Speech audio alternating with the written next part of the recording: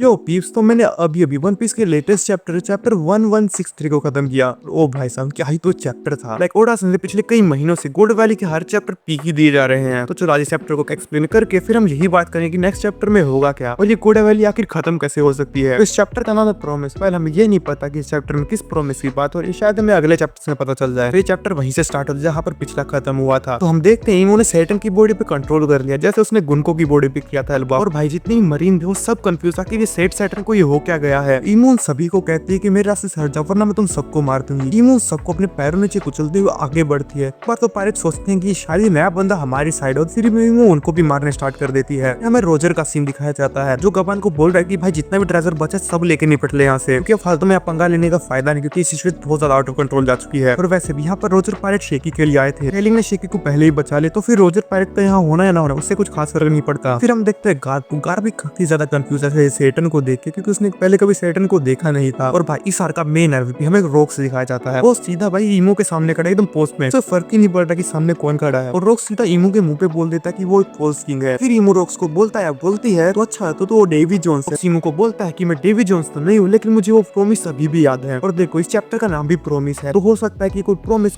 Void century से जुड़ा हुआ हो, कि ऐसा कहीं पर कोई सिनेरियो नहीं बनता कि इस चैप्टर का नाम प्रॉमिस और रोक्स भी किसी प्रॉमिस का नाम बात कर रहा हो। ऑफ कोर्स ये कहीं ना कहीं वॉइड सेंचुरी से ही जुड़ा है। और फिर ईमो रोक्स के ऊपर अटैक कर देती है। और तब हमें कार पर बाकी मरीज का सीन दिखा जाता है। बाकी मरीज का आपसे पूछते हैं कि क्या हमें सैटर्न की हेल्प करनी चाहिए, तो कार पे क्रीपी स्माइल के साथ कहता है कि ऑफ कोर्स हमें उसकी हेल्प करनी चाहिए। पर कार ईमो की तो हेल्प बिल्कुल नहीं करने वाला, क्योंकि गार्ड को सेलेस्टियल ड्रैगन बिल्कुल पसंद नहीं है। वेल जब से गोल्ड वैली स्टार्ट हुआ लोग कार को कुछ खास पसंद नहीं कर रहे, लेकिन हम सबको पता है कार इतना ही बुरा नहीं है। तुम बस इस वीडियो को आखिर तक देखो, तुम्हें सब क्लियर हो जाएगा। और फिर हम पूरी गोल्ड वैली का सीन देखते हैं कि जितने पायरेट्स हैं वो सारा खजाना लेकर भाग रहे हैं। और फिर हम कैप्टन जॉन का सीन देखते हैं जो कि मैग्नेट डायल फ्रूट की हेल्प से जितना भी वहाँ पर ट्रेजर सब कुछ अपनी साइड खींचने लग जाता है। अगर तुम्हें नहीं पता तो इस कैप्टन जॉन के पास वही डायल फ्रूट है जो कि कीड़ के पास है। और तभी कैप्टन जॉन के ऊपर पीछे से आके कासुई हमला कर देता है। बाद कैप्टन जॉन वहीं पर बेहोश हो जाता है, फिर मार जाता है। उसका सीन अब तक दिखाया नहीं गया फिर उसके साथ हुआ गया। और फिर वहाँ पर शेकी आता है जो कि कासुई को डांटता है कि तूने अपने बंदे को क्यों मारा। फिर कासुई शेकी को एक्सप्लेन करता है कि भाई उस चेस्ट में 1 बिलियन का ट्रेजर था, तुम्हें लगता है कि वो हमारे साथ शेयर करता है इतना बड़ा ट्रेजर। फिर भाई हम गार्प को देखे जो कि ईमो को मारने के लिए जा रहा है, और छोटे मोटे मरीज गार्प को रोकने की कोशिश करते हैं कि भाई वो वर्ल्ड की सबसे हाईएस्ट अथॉरिटी, उसको मत मारा। ही गार्प ने अपना मन ही बना लिया और वो सीधा ईमो से लड़ने जा रहा है। फिर काइडो रोक्स को बोलता है कि अब ईमो को तो मेरी तरफ छोड़ दे। और फिर व्हाइट बियर्ड भी बोलता है मुझे मत भूल जाना। Big mom, Kaido, white beard, rocks, Roger, Garp ये सभी मिलकर ईमो के ऊपर अटैक कर देते, वो भी एक साथ। और भाई जो अगला पैनल था ना वो वन पीस की हिस्ट्री का अब तक का सबसे ग्रेटेस्ट पैनल्स में से एक होगा। इसमें वन पीस की हिस्ट्री का 6 सबसे स्ट्रॉन्गेस्ट कैरेक्टर अपना सबसे पावरफुल अटैक वन पीस के मेन विलन के ऊपर करते हैं। और मैं बता रहा हूँ जब भी वन पीस के एनिमे में इस चैप्टर को कवर किया जाए, इस एपिसोड को विंस्टन चैनसर्ट को डायरेक्ट करने को दिया जाना चाहिए, क्योंकि भाई ये वन पीस की हिस्ट्री अब तक का सबसे ग्रेटेस्ट मोमेंट्स में एक होगा। और हाँ इन सब कितने पावरफुल अटैक की वजह से गोल्ड वैली के ऊपर काफी बड़ा ब्लास्ट होता है। शैंक्स ड्रैगन से दूर हो जाता है। अब शैंक्स एक ट्रेजर चेस्ट की तरफ जा रहा है। और अब ये क्लियर है कि शैंक्स रोजर के पास गया कैसे, ना किसी रोजर पायरेट ने वो चेस्ट वहां से उठा ली होगी, क्योंकि इसी तरह शैंक्स रोजर के पास गया होगा। और हम देखते कि वो फिर से रिजनेट होना स्टार्ट हो चुकी है। इतने स्ट्रॉन्गेस्ट कैरेक्टर ने उसके ऊपर इतना पावरफुल अटैक मारा और उसको अभी भी कुछ नहीं बिगड़ा, मतलब भाई ईमो अलग ही लेवल पर है। और वहीं पीछे बिग मोम और काइडो आपस में लड़ रहे हैं, क्योंकि काइडो ने बिग मोम का डेविल फ्रूट खा लिया था। बिग मोम इससे काइडो के ऊपर गुस्सा है और गार्प रोजर की फिर से लड़ाई स्टार्ट हो चुकी है। मतलब इन दोनों कहीं पर भी मौका मिल जाए वहीं पर स्टार्ट हो जाते हैं। और इनका ध्यान भी नहीं कि ईमो फिर से रिजनेट होना स्टार्ट हो चुकी है। और ईमो रिजनेट होने के बाद फॉरेस्ट में देखती है ब्लैकबीड और उसकी माँ से यहाँ भागने की कोशिश कर रही है। और ये देखने के बाद ईमो बोलती है कि डेवी जोन्स के क्लैंस के मेंबर्स को यहाँ से जिंदा निकलना नामुमकिन है। ये सुनने के बाद रोक्स को काफी गुस्सा आता है और वो ईमो को काटना स्टार्ट कर देता है। और लेकिन तुम्हें कोई हैरानी नहीं होनी चाहिए, तो ईमो को इसका कोई फर्क नहीं पड़ता। और वो रोक्स को बोलते कि मैं तेरी फैमिली को कुछ नहीं करने वाली, कि वो तू है जो अपनी फैमिली को मारेगा। ये बोलते ही ईमो सीधा डोमी रिवर्स कर देती है। और ये बोलते ही रोक्स एक मोस्टर बन जाता है, जैसे डोगी और ब्रोगी बने थे एल्बाफ में। और इसी के साथ ये चैप्टर यहीं पर खत्म होता है और नेक्स्ट में कोई ब्रेक नहीं है। चैप्टर तो यहीं पर खत्म हुआ है, लेकिन ये वीडियो नहीं। देखो जिस तरह से गोल्ड वैली का फ्लैशबैक जा रहा है, मुझे लगता है 4-5 चैप्टर्स में इसको खत्म ही कर देंगे, ऐसा वर्ल्ड गवर्नमेंट के लोग कहते हैं। रोक्स को गार्प और रोजर ने साथ मिलकर हराया था। तो हाँ ये वैसा ही होने वाला है, क्योंकि रोजर और गार्प नहीं चाहेंगे कि ब्लैकबीड और उसकी माँ वहाँ पर मरे, क्योंकि उनके लिए तो वो भी इनोसेंट ही है। तो हाँ रोक्स को गार्प और रोजर ही रोकने वाले हैं। और नेक्स्ट चैप्टर से गोल्ड वैली सी मूवी चली जाएगी कि उसका यहाँ पर रहने से कोई खास फर्क नहीं पड़ता। और जहाँ तक मुझे लगता है गार्प और रोजर से इतनी आसानी तो रोक्स हारने वाला नहीं। ऊपर से अब तो वो अपने मॉन्स्टर के फॉर्म में है। जहाँ तक मुझे लगता है कि व्हाइट बियर्ड भी इस फाइट को ज्वाइन कर ही लेगा। रही बात काइडो और बिग मॉम की, तो वो आपस में लड़ने वाले, क्योंकि उनका काफी लंबा चलने वाला है ये। इस चैप्टर को देखने के बाद इसमें दिमाग में थ्योरी आई थी। तो देखो वर्ल्ड गवर्नमेंट इस पूरे इंसिडेंट को हाइड तो कर ही देगी, तो दुनिया को ये बताया जाएगा कि रोक्स के क्रू ने रोक्स को बिट्रे कर दिया था और उसको गार्प और रोजर ने हराया था। और ब्लैकबीड को बचपन से यही बताया जाएगा उसके बाप एक रूममेट थे, उसी ने उसको धोखा दिया था। क्लियर होता है कि ब्लैकबीड ने एस को क्यों मरवाया। और व्हाइट बियर्ड, क्योंकि वर्ल्ड गवर्नमेंट तो दुनिया में यही बात फैलाई थी कि उसको गार्प और रोजर ने हराया था, रोक्स के रूममेट ने उसी को धोखा दे दिया था। पहले हम सबको पता ऐसा हुआ नहीं है, लेकिन ब्लैकबीड को तो ऐसे ही लग रहा है ना फिलहाल, क्योंकि उसको तो नहीं पता कि एग्जैक्टली गोल्ड वैली में हुआ क्या था, ना ही ब्लैकबीड की माँ उसको को बता सकती है, क्योंकि वो तो फाइट में थी ही नहीं। इससे क्लियर होता है कि ब्लैकबीट ने एस को मरीन फोर्ड में मरवाया कि और व्हाइट बियर्ड को, और ऑफ कैमरा उसने रोक्सक्रू के काफी मेंबर्स को भी मरवाया है। तो हाँ, में क्लियर हो रहा होगा कि ब्लैकबीट ने को पकड़ क्यों रखा है। जैसे ब्लैकबीट की हिस्ट्री रही है तो मुझे कोई हैरानी नहीं कि वो कार्प को भी मार दे आगे जाके। और गॉड वैली के फ्लैशबैक को देखने के बाद मुझे फील होता है कि अगर कोई भी इवेंट इसमें ना होता तो आज वन पीस का इवेंट बिल्कुल भी ऐसे नहीं होता। क्या होता है, काइडो भी डायल फ्रूट को बांग को खा लेता, वन पीस पूरी तरह से अलग होता। काइडो वो डायल फ्रूट बिग मॉम से ना छीनता तो आज वो डायल फ्रूट काटागोरी के पास होता। समझ ही सकते हो काटागोरी फिर कितना ज्यादा स्ट्रॉन्ग होता। तो काटागोरी लूफी को वुल केक में मार ही देता। और इन सभी चेंज में से एक भी इवेंट ना होता तो आज हमें वन पीस में बटरफ्लाई इफेक्ट देखने को मिलता। और वीडियो खत्म करने से पहले एक और चीज, भाई ईमो की पावर एग्जैक्टली क्या है? मुझे अब तक यही समझ नहीं आ रहा उसकी पावर एग्जैक्टली काम कैसे करती है। जब ईमो ने गुंको की बॉडी को अल्बा में पोजेस किया था तो गुंको बस नॉर्मली दिखती, बस उसकी आंखों का कलर चेंज हुआ था। सेटन तो बिल्कुल ईमो और सेटन का एक हाइब्रिड वर्जन ही लग रहा था। और अगर ईमो की पावर कुछ ऐसे वर्क करती है कि किसी को भी डोमी रिवर्स बोल के डीमन आवर भी ऐड कर सकती है, लूफी इसको एलबात में हराएगा कैसे? अब वो तो लिटरली अनस्टॉपेबल है और जनरेशन के सभी स्ट्रॉन्गेस्ट पायरेट्स मिलकर भी उसको नहीं हरा पाए थे। तो मुझे नहीं लगता कि लूफी इसको हरा भी पाएगा। फिर वहां पर शैंक्स या लोकी भी लूफी की हेल्प करते तब भी मुझे लगता इसको हराया जा सकता है कि भाई ईमो को ज्यादा स्ट्रॉन्ग दिखा दी ओडा ने। वेल, हम इस कॉन्सेप्ट पर आगे जाके पता चल ही जाएगा, लेकिन तुमने वीडियो को लाइक करना चाहिए और चैनल पे कहीं से नहीं होगा तो सब्सक्राइब भी कर सकते हो। और अगर तुम चाहते हो कि मैं नेक्स्ट चैप्टर की कोई प्रेडिक्शन या फिर थ्योरी बना के गॉड वैली खत्म कैसे हो सकती है तो तुम मुझे कमेंट करके बता सकते हो। Well, that's for today. I am show and